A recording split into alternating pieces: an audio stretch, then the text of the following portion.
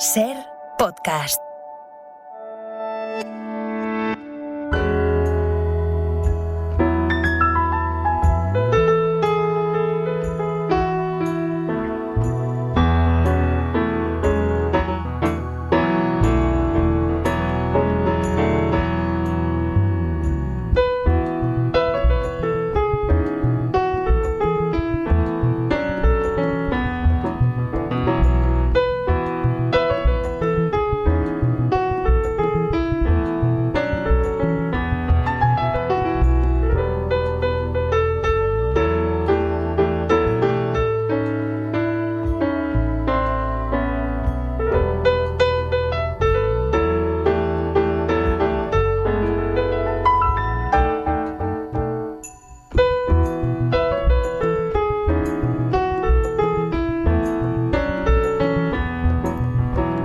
Desde París está Jean-Marc Bassets, corresponsal del País en la capital francesa. ¿Qué tal, Marc? Buenos días. Hola, Javier. Buenos días. Bonjour. Te iba a decir vaya semana, pero bueno, para ti últimamente son todas iguales. Si quieres, cuéntanos la historia desde el principio que ha desembocado en todo lo que ha estado pasando en los últimos días. Sí, pues el martes por la mañana, 8 de la mañana, hay un chico de 17 años que está al volante de un Mercedes, evidentemente sin permiso de conducir. Están conduciendo, les para la policía, siguen conduciendo, no obedecen la orden de detenerse, les vuelve a parar y en un momento dado el chico, que se llama Nael, arranca para marcharse y el policía, uno de los dos policías que le para, le dispara a bocajarro y lo mata. Esto queda filmado, hay alguien que lo filma, el vídeo circula en las redes sociales rapidísimo.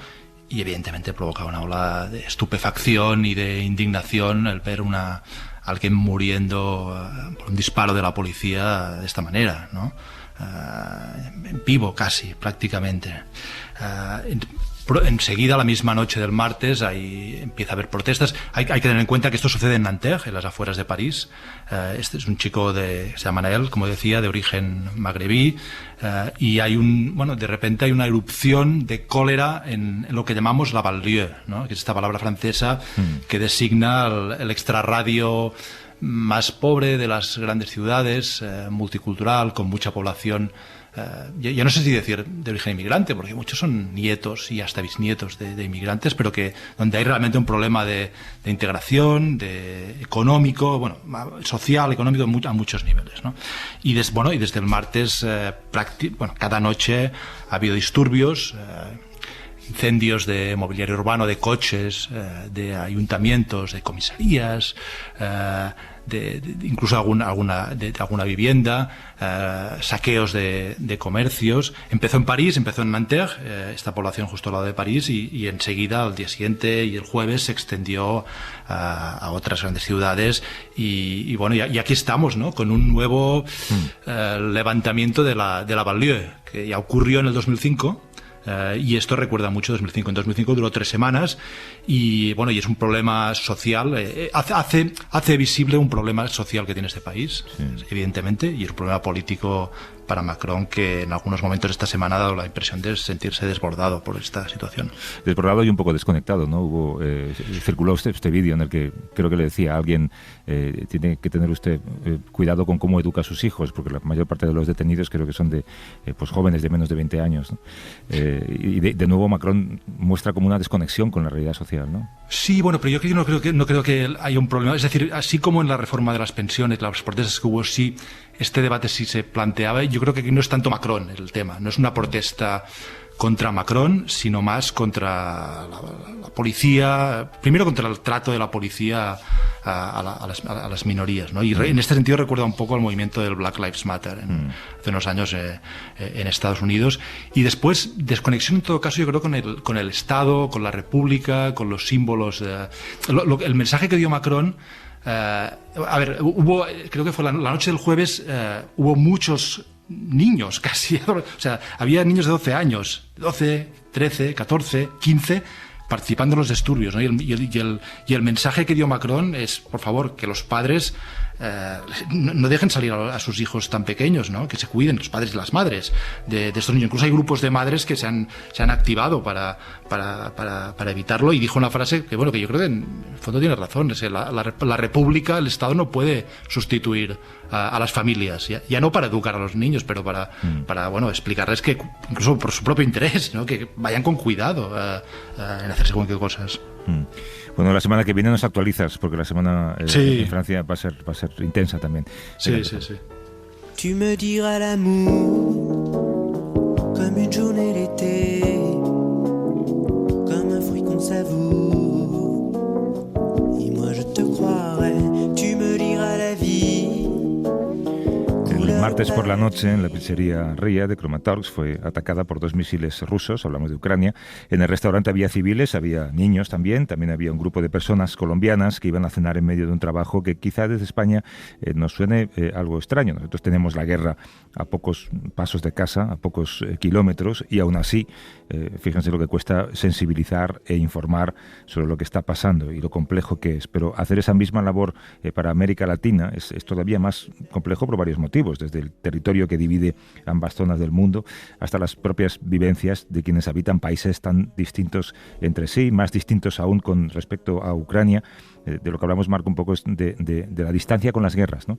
Sí, la distancia y la incomprensión entre estas partes del mundo, ¿no? Esto me recuerda que hace justo una semana y un día, el sábado anterior, Lula estaba en París, ¿no? El presidente brasileño, y dio una rueda de prensa en la que habló de este tema. Lula ha sido muy criticado por su equidistancia ante la invasión rusa de Ucrania, y en la rueda de prensa él dijo que el día anterior, había almorzado con Macron, habían hablado de esto, y que él entendía, dijo Lula, que para Macron fuese importante esta guerra y la defensa de Ucrania porque lo tiene muy cerca, es en el vecindario de Francia y de Europa, pero que para América Latina, para Brasil, queda lejos. Él dijo literalmente que hay un océano por en medio, lo justificaba así. Yo no sé qué le diría a Macron, pero recordé que el presidente francés ha dicho varias veces, más bien dirigiéndose a África, que es la zona más de interés de Francia, ¿no? que América Latina, pero que quizá podría servir también este argumento recordando a los países africanos que fueron colonizados durante décadas y siglos por Francia, que sufrieron el colonialismo. Les dice el argumento que Rusia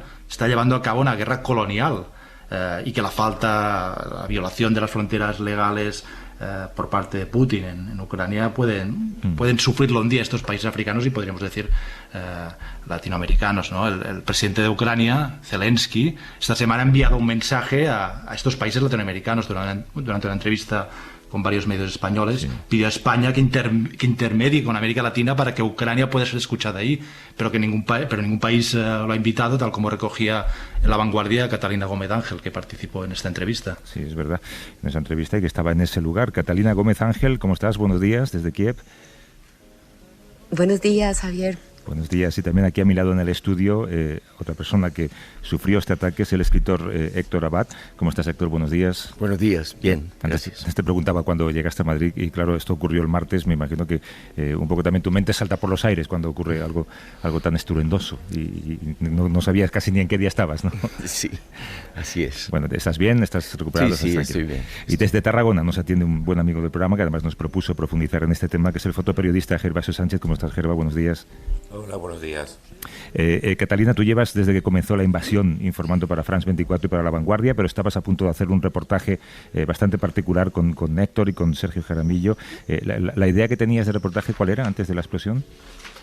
Bueno, estaba acompañándolos, pero también haciendo un reportaje sobre lo que ellos estaban haciendo, que era básicamente visitar estas zonas. Habíamos bajado desde Kharkiv, Izium, estábamos en toda esta parte del Donbass, entre Kramatorsk, Sloviansk, Konstantinovka, conversando con diferentes personas sobre crímenes de guerra, sobre los mismos soldados que están peleando esta guerra, una directora de hospital, civiles, bueno, haciendo para que ellos realmente pudieran también hacer unos videos ellos y contarlo en las redes sociales de esta campaña lanzada desde enero de Aguanta Ucrania, que tiene como objetivo concientizar y explicar por qué es importante apoyar a Ucrania, especialmente en Latinoamérica, y que ha contado con un gran número de escritores liderados por Héctor, ha ayudado muchísimo, a Sergio también, músicos y una cantidad de personas en América Latina. De hecho, Héctor, tú formas parte de esa organización, Aguanta Ucrania, estaba la Feria del Libro de Kiev también. ¿Cuál es el fin y qué repercusión ha tenido en tu país este movimiento? Bueno, lo que nosotros queríamos, esto lo gestionó y lo dirige Sergio Jaramillo, era decir que también en América Latina había personas, para empezar, del mundo de los libros o del arte o de los actores de la música, que estábamos pendientes de la guerra de Ucrania, de la invasión rusa a Ucrania, y que queríamos levantar nuestra voz contra esa invasión como una invasión colonial. Pensábamos y seguimos pensando que Ucrania tiene derecho a ser un país independiente como lo es, a tener su propia identidad, sus propias decisiones culturales, económicas, políticas, y como en América Latina muchos piensan que eso queda muy lejos, empezando por Lula, pues eso nos parece grave, nos parece que hoy en día nada está lejos, que un océano de por medio no puede ser el pretexto para que luego, si nos invadieran a nosotros, dijeran en Europa, pero es que América Latina está muy lejos, hay un océano de por medio, eso no lo quisiéramos. Claro, Gervasio, tú que has estado por temporadas en Colombia, has pasado allí mucho tiempo, recientemente también en Ucrania, fotografiando la guerra, ¿entiendes esta distancia o te resulta también incomprensible? Bueno, a ver, está todo en función de los intereses económicos y políticos, y evidentemente los europeos también hemos sido muy poco sensibles al dolor de América Latina. O sea, durante una gran parte de mi trayectoria profesional, he cubierto conflictos armados en América Latina que han durado décadas, empezando por el conflicto de Colombia, pero estoy recordando El Salvador, Guatemala, Nicaragua, donde yo empecé a trabajar, Perú, que fue un conflicto muy violento y olvidado, y los europeos, quizás menos los españoles, pero tampoco te creas que para tirar cohetes, hablar de América Latina en Europa, en España, pues se olvidaba de todo esto. Entonces ahora pues hay una especie como de actitud a veces por parte de los políticos, incluidos políticos que se auto-vanaglorian públicamente de ser progresistas, de una dejadez de su influencia y muchas veces viendo el conflicto muy alejado de sus de fronteras. Y bueno, ahí está pues el hecho de que Lula aparezca en París diciendo cosas como esa, ¿no? Marc. Hola, buenos días. Aquí Marc desde París. ¿Creéis que el llamamiento del presidente Zelensky puede ser escuchado? Es decir, ¿hay algo que pueda hacer cambiar a estos gobiernos latinoamericanos, que además se supone que son de izquierdas, ante Ucrania? Catalina, Héctor. Héctor, bueno, yo pienso que lo que entendí en esta rueda de prensa hablando, y luego cuando me la acerqué un poco y le volví a preguntar, lo han invitado. De hecho, yo le dije que lo invitaba a mi casa si no lo invitaban ellos, pero porque es importante, porque yo vi lo que él quiso mostrar en esa rueda de prensa es que hay una gran necesidad y un interés de Ucrania en este momento de que sus voces sean explicadas y encontrar cierta empatía, de poder encontrar cómo esas historias de esa mujer que su hijo es secuestrado, desaparecido y encontrado en una fosa común, como la madre de uno de los escritores de niños más famosos de Ucrania, con el que Héctor estuvo hablando con su madre durante este viaje, gracias también a nuestra compañera, amiga, escritora, colega Victoria Melina,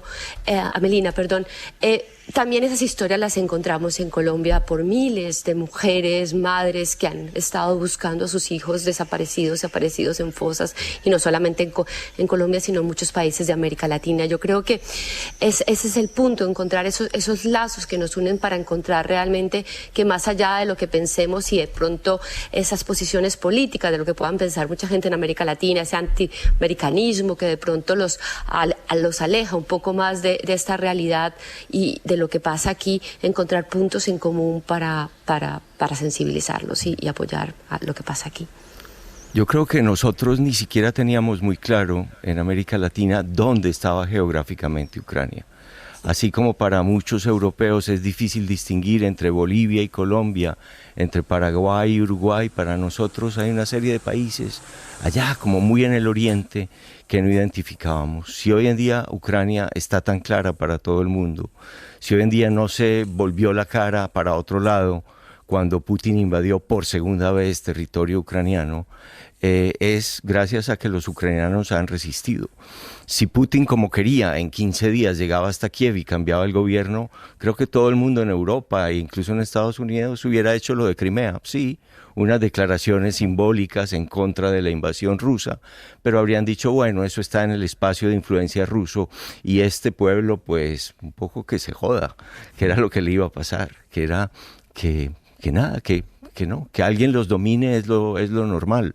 Pues no, ya no es lo normal. Yo creo que Rusia es la potencia imperial en este momento que subsiste y que cree tener derechos sobre territorios que alguna vez dominó, pero que en este momento pues hay un pueblo que es el de Ucrania que nos ha demostrado, primero sola y después en compañía y ayudada por las grandes potencias occidentales, pero primero sola, que ellos quieren decidir su propio destino, que ellos son una nación independiente y que hay principios del derecho internacional que no se pueden violar, y es que el país más grande, por grande y poderoso que sea, no puede invadir y hacer lo que le dé la gana con el país más chico. Gervasio, ¿tú crees que la globalización es una carretera de doble sentido, ¿no? Que a medida que es más sencillo informarse sobre cosas que ocurren fuera, nos cerramos más en nuestras fronteras y nos interesa menos lo que ocurre lejos?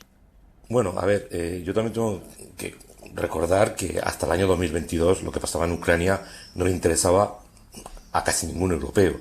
Y la guerra empezó en el 2014. O sea, durante 8 años ha habido guerra en el Donbass y los europeos miraban hacia otro lado, empezando por los alemanes, que tenían unos negocios fantásticos con los rusos. O sea que hay un nivel de hipocresía brutal. Otro ejemplo clarísimo, en el año 2003, millones de europeos salían a la calle a protestar contra la guerra de Irak, cuando Estados Unidos estaba a punto de invadir. En el 2023, 20 años después, ni un solo europeo, salvo cuatro digamos, personas sensibles, han salido a protestar por la guerra.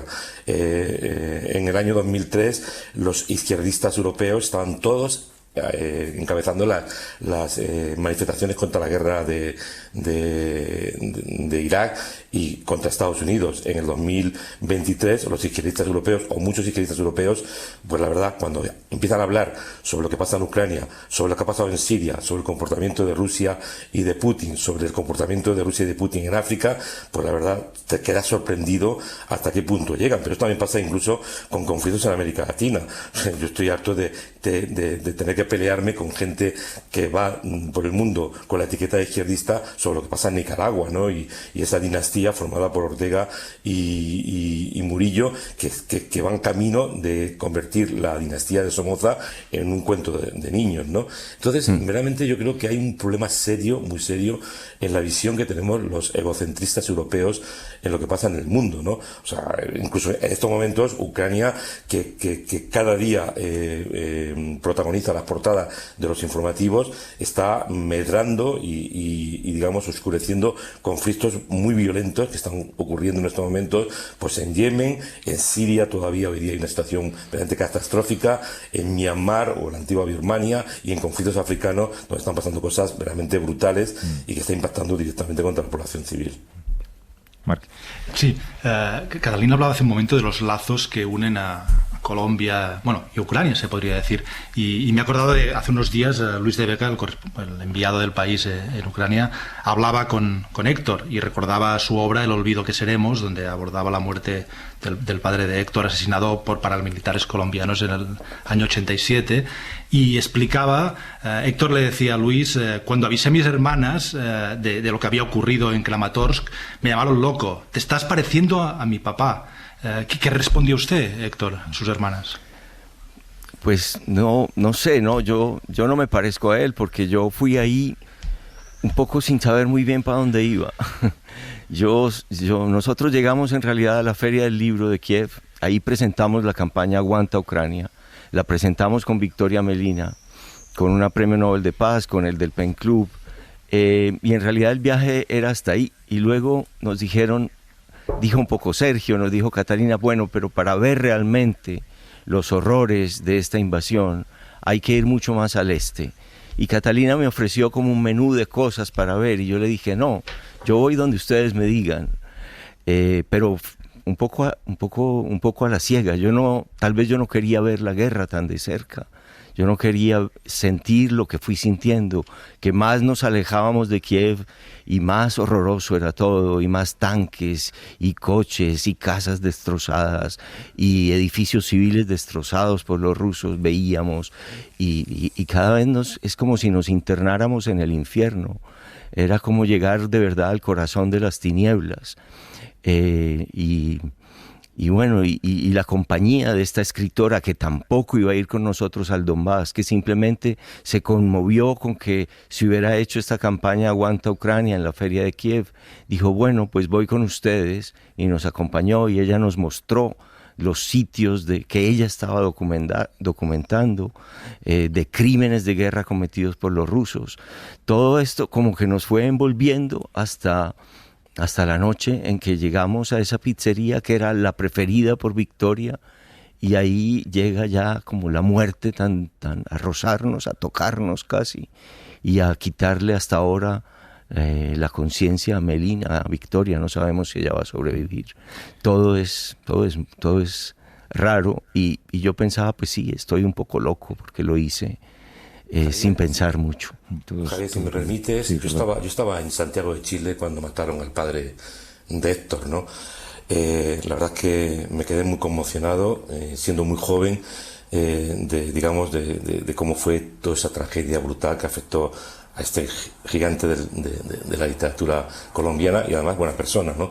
Una de las razones por las que yo te planteé hacer este trabajo hoy es porque estamos hablando de dos escritores que no tienen nada, que no se dedican a ponerse medallas, y una periodista, Catalina, que tenía incluso, hasta le daba vergüenza hablar de ella en primera persona, ¿no?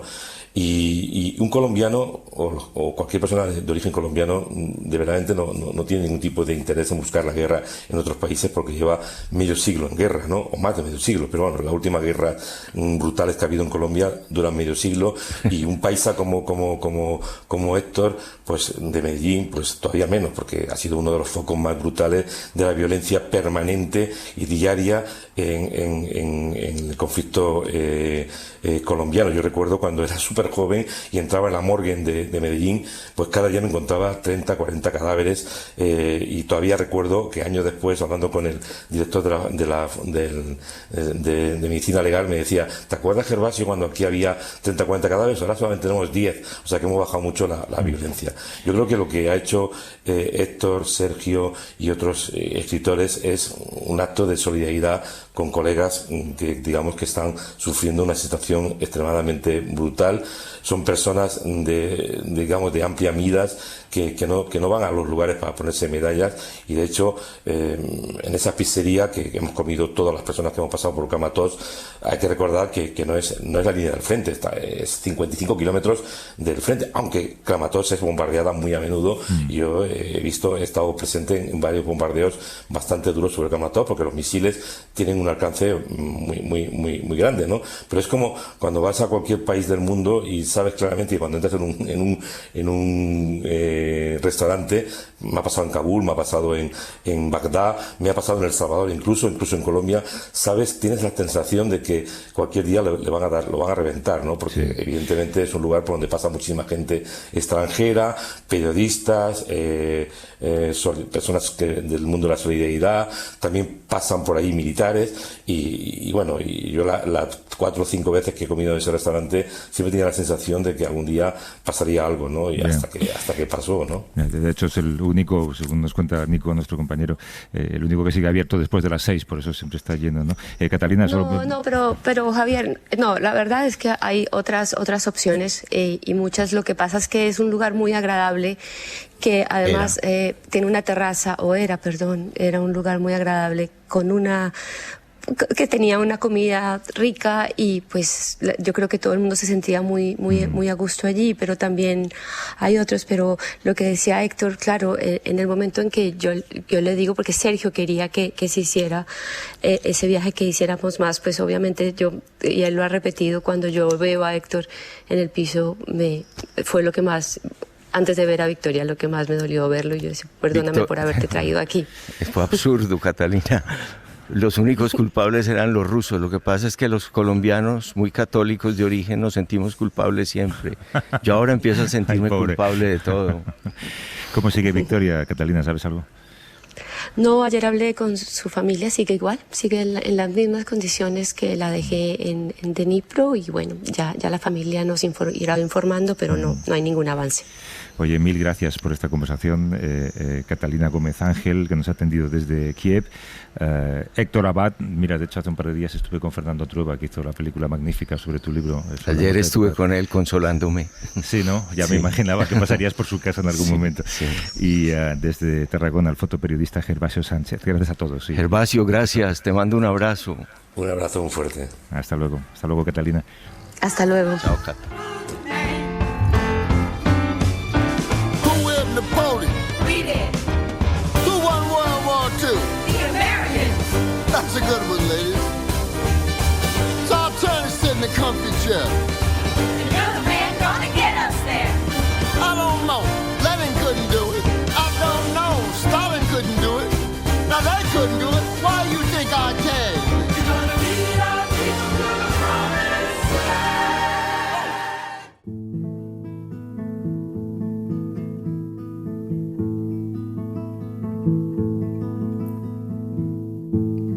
Χτυπώντας το φεγγάρι, χορεύει κι έρχεται με χάρη, έρχεται μες στις ερημιές, από το φως ασημωμένη, μικρή τσιγκάνα η πενεμένη. En Grecia, la ciudadanía revalidó con un 40% de los votos emitidos el mandato del presidente Mitsotakis, del partido de derecha Nueva Democracia. Como segunda fuerza quedó con un 18% de los votos Syriza, el partido de Tsipras, que dimitió esta semana como líder de la formación de izquierda. Pero algo con lo que nadie contaba era con la entrada de Espartanos, que es un partido neonazi descendiente de Amanecer Dorado. Al mismo tiempo, en unas elecciones mucho más pequeñas a nivel administrativo, pero no por ello menos relevantes, en el estado oriental de Turingia, en Alemania, en el distrito de Sonnenberg, les sonará familiar a algunos oyentes por ser el primer lugar donde entra a gobernar la Alternativa para Alemania, que es también un partido de extrema derecha, cuya aprobación ha ido en aumento, a pesar de que Alemania se ha caracterizado desde 1945, por razones obvias, por combatir su propio pasado y por acordonar a formaciones políticas próximas al nazismo y a la extrema derecha. Son muchos puntos rojos en el mapa, ¿no, Marc? Sí, Javier, estamos hablando, en este caso, de dos países, Alemania y Grecia, en los que, de hecho, la extrema derecha está lejos de conquistar el poder, al menos numéricamente, porque en Alemania estamos hablando de lo que sería una comarca, y en Grecia la extrema derecha no gobernará, pero la extrema derecha sube y reafirma su presencia. Hay sondeos que dicen que Alternativa por Alemania es ya la segunda fuerza en Alemania, por delante de los cristianos. Y en Grecia esta versión de la extrema derecha es realmente, por decirlo de alguna manera, muy extrema, ¿no? Y además a esto se suma que estos son ejemplos recientes de un fenómeno mucho más amplio, que va más allá de Alemania y Grecia, que vemos en países nórdicos, por no decir en Francia o en Italia, donde un partido heredero del neofascismo está gobernando, ¿no? Y yo veo un fenómeno. No hace tanto tiempo, estos eran partidos antisistema y ahora se están convirtiendo o intentando convertir en partidos del sistema, normalizados de alguna manera. Para entender cómo esa normalización de la extrema derecha en Europa no es ya ni mucho menos algo aislado, nos atiende desde Atenas, es una hora más, el periodista freelance Ibai Arbideaza. ¿Cómo estás, Ibai? Buenos días. Hola, buenos días. Solo una cosita, no es desde Atenas, sino desde Lesbos. Desde Lesbos, perdón. Y desde Berlín, espero aceptar, nos atiende Axel Plaza, periodista freelance, ex corresponsal en Europa de la revista de investigación Contralínea. ¿Cómo estás, Axel? Buenos días. Yo estoy muy bien, muchas gracias. Ibai, tú junto con Francisco Perejil hiciste en El País un reportaje sobre Espartanos. Háblanos un poco de este partido y de su líder, sobre todo. Sí, estuvimos entrevistando a Vasilios Stigas, que es el presidente del partido, y una de las cosas que comprobamos es que es el único en el partido. Es decir, Espartanos no es más que una pantalla con la que se ha presentado Ilias Kasidiaris y su partido, que es Ilias Kasidiaris es el ex portavoz de Amanecer Dorado, actualmente en prisión, actualmente con la prohibición de participar en asuntos políticos, y que ha utilizado un partido instrumental que está formado por Vasilios Stigas y que, por ejemplo, para haceros una idea, cuando le entrevistamos, él estaba absolutamente solo en un hotel, no tenía ni siquiera un ayudante, ni siquiera un secretario, ni siquiera alguien que le ayudara a responder la entrevista mientras recibía llamadas. Y lo que es más preocupante no es solo que él sea una pantalla, sino que los otros 11 diputados de Espartanos son colaboradores de Ilias Kasidiaris, que es realmente quien está detrás. Ilias Kasidiaris, tal vez ahora la gente no se acuerda bien, pero se hizo famoso en 2012 por dar 3 bofetadas en directo a una diputada de izquierdas, o fue el autor de una frase cuando se refería a los ataques que por la noche se estaban realizando en la ciudad de Atenas cuando Amanecer Dorado entró en el Parlamento, que dijo: aquí, señalando el Parlamento, es donde hacemos el trabajo visible, pero por la noche es donde hacemos el trabajo bonito. Qué barbaridad. Axel, decíamos que Alemania siempre se caracterizó por mantener a raya cualquier formación política que se acercara a las ideas por las que se gobernó el país. ¿Qué factores crees que han hecho que cale en la sociedad alemana la aceptación de partidos como la AfD y más aún en la parte oriental de ese país? Muy buenos días. Y sí, claro, muy oportuna pregunta. ¿Cómo es posible que semejante agrupación política llegue a aceptaciones de 2 dígitos, de 25%, 23%. Hay muchas razones y voy a tratar de ser breve. Yo creo que hay que remitirnos al proceso de la reunificación, que del año 90 para adelante ha creado un nuevo entorno donde la desindustrialización, donde la pauperización, donde la emigración masiva ha dejado muchos huecos y una economía muy dañada y con una ciudadanía que se siente de segunda clase. Bueno, estos son condiciones que a priori llevaron a que en la última década se votase en masa a lo que es la LINK, que hoy está en franco retroceso. Y cuando hay un cierto desencantamiento de los partidos tanto tradicionales, CDU, FDP, que de entrada nunca estuvo ahí, y SPD, y ahora de la Linke, pues como que por defecto, o por ignorancia, o por protesta, que es un poquito incluso más grave, mucha gente se ha optado por votar a la AfD desde los últimos 10 años de su existencia. Marc. Sí, en Alemania ha habido no sé si se llama así en Alemania, pero un cordón sanitario ante la extrema derecha. Es decir, los partidos se han unido para evitar pactar con ellos y han evitado, sí, hacerles entrar en gobiernos, etcétera. ¿Crees que este cordón sanitario en Alemania aguantará durante mucho tiempo? Esa es la pregunta más grande que se hacen muchísimos ahora. Justamente Sonneberg, que es el caso del que nos lleva aquí a hablar, es la prueba fehaciente de cuán importante es y qué tan debilitado se encuentra eso. Si vemos los números que el municipio de Sonneberg lleva, que hizo que Sesselmann llegara a gobernar, 52.8, 47.2. El 47.2% son todos los demás partidos juntos. Entonces, en un entorno donde el municipio, pequeño como fuera de Sonneberg, tiene hoy 5 o 4% numéricamente más de votantes de la AfD que no votantes, claramente ese cordón se está debilitando a nivel hiperlocal, y eso es una muy, muy fuerte alarma para la política alemana y para los partidos que se consideran democráticos a mínimos. Claro. Y Ibai, creo que el líder de Espartanos, cuando os visteis con él, solo hablaba en griego, porque quería solo hablar en griego, no hablaba inglés, o se quería ser patriota especialmente. Yo creo que no hablaba inglés, hablaba palabras, chapurreaba. Esto contrasta con una mayoría de griegos que hoy en día hablan perfectamente inglés. Este es un país bastante bilingüe en el que, por ejemplo, las películas no se doblan y hay un nivel bastante alto de inglés, pero en el caso de Stigas no era capaz más que de soltar palabras sueltas. Y yo hice la traducción para Francisco Perejil, no era un problema, pero sí que demuestra un poco el tipo de actitud y de formación que tienen los líderes de estos partidos. ¿Y su discurso es anti-inmigración, básicamente? Básicamente su discurso, el discurso de Stigas como personaje es un discurso que varía en función del mejor postor que le compre su fachada. Es, como decíamos antes, él no es más que una fachada y detrás quien está es Kasidiaris. Él intentó pactar con otros líderes neonazis y con otros partidos de extrema derecha antes, y hasta que Kasidiaris no le ha comprado su marca electoral, él no ha sido nadie. Y básicamente en lo que se basa es en un rechazo a la inmigración muy fuerte.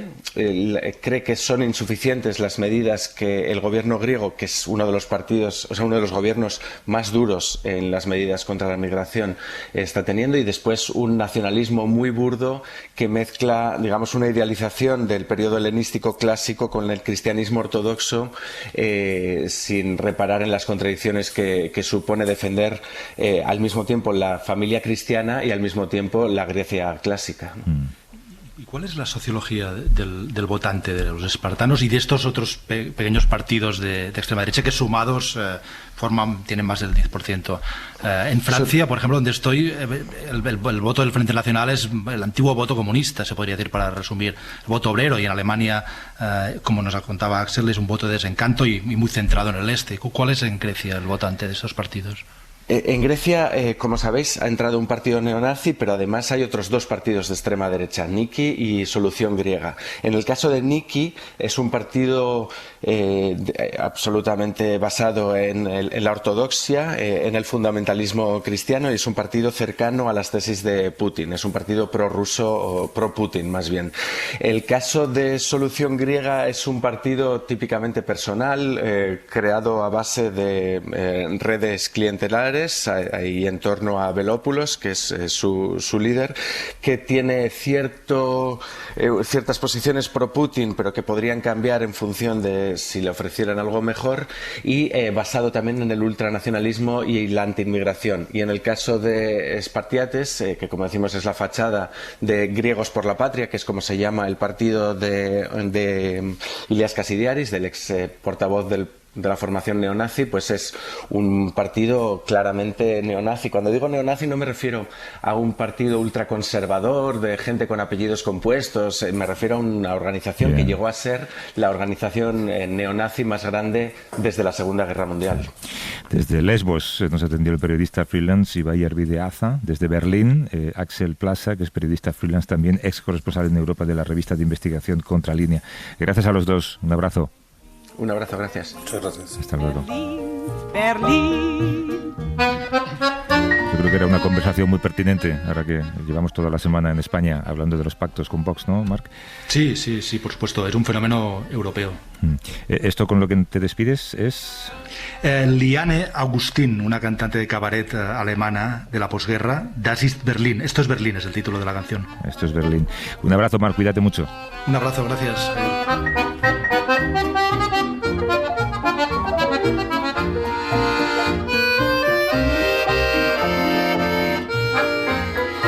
Mein Berlin, Berlin, du Perlan der Spree, wer dich gesehen, Berlin, der sagt dir nie adieu, denn deinem Zauber kann man niemals mehr entfliehen, du mein Berlin, Berlin, Berlin.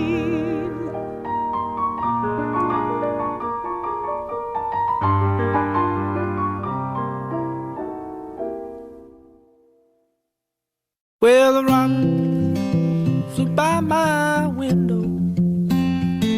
I thought it just might be you, judging from the color of its breast and the sound of its song. But I'm just thinking of you. was young in sunny California, the fertile land, John Steinbeck Road. But when I came, not a single fertile patch could be spared for you and me.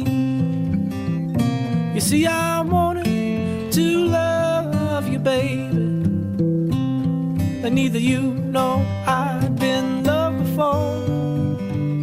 I thought I could change the world if I just held you high enough. The truth is, I couldn't hold you up at all. I couldn't hold. Hola, soy Leila Guerriero, soy periodista, vivo en Buenos Aires. Ayer estaba corriendo cuando una misteriosa decisión del algoritmo de Spotify hizo que empezara a sonar en mis auriculares A Little Respect de Erasure. Nunca me gustaron ni la canción ni la banda, pero es de 1988 y me hizo ingresar con los motores encendidos en la década de los 80. Al llegar a casa busqué en la web una película de 1983. Se llama Flashdance y fue uno de esos productos populares que conectan con el espíritu de su época. Sin ser genial, quizás ni siquiera buena, logró un gran éxito de taquilla. Cuenta la historia de Alex, una chica de 18 años que vive en Pittsburgh, quiere ser bailarina profesional, se gana la vida como soldadora y por la noche baila en un cabaret. Vive en un loft, se enamora del que es su jefe en la obra donde trabaja, intenta cumplir su sueño en medio de obstáculos fuertes. La vi en estreno, lo que significa que tenía 13 años. A esa edad estaba convencida de que nadie en el mundo tenía 13 años de la forma desesperante en que yo tenía 13 años. La existencia en una ciudad chica de la Pampa Argentina se me había vuelto una mezcla de tedio y desconsuelo. Mi carrusel pasaba pocas veces por la estación de la Serenidad y se mantenía en la polvorienta estación del desánimo. Sabía qué quería hacer, quería escribir, pero no tenía la menor idea de cómo ganarme la vida con eso. Sobre el final de la película, Alex, ante un auditorio de jueces conservadores y rígidos, baila desfachatada y callejera, temerosa pero insolente, con la potencia de lo que fue concebido para agitar un mundo muerto, What a Feeling, el tema de Irene Cara que dice, puedo tenerlo todo, ahora estoy bailando por mi vida. En aquel cine llena de ambiciones que parecían imposibles, sin conocer el amor de los hombres ni las infinitas formas de causar o recibir dolor, sentí en el tórax un coraje que no tenía nada que ver con la esperanza. Estaba hecho de ira, tosudez, rabia y una euforia no apta para alguien de mi edad. Hoy vi la escena de nuevo y me produjo la misma conmoción que entonces, cuando las cosas estaban nacidas al mundo con bisagras de dolor, cuando los pájaros solo cantaban himnos fúnebres. Aprendemos a ser adultos demasiado rápido, pero dentro de mí todavía hay una persona de 13 años que se resiste a existir entre cenizas, que nunca ha dejado de bailar por su vida, de sentir un coraje que en ocasiones se parece al odio por todo lo que todavía no puede tener.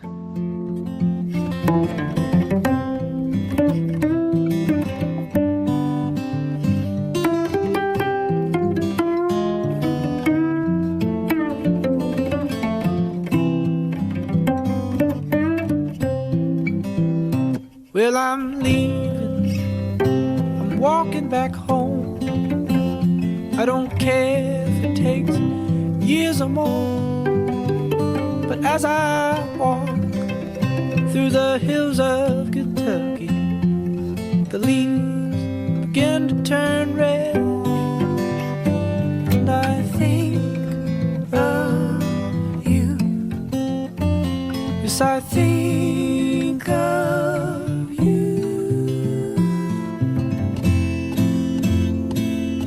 The prettiest tree on the mountain. Para no perderte ningún episodio, síguenos en la aplicación o la web de la SER, Podium Podcast o tu plataforma de audio favorita.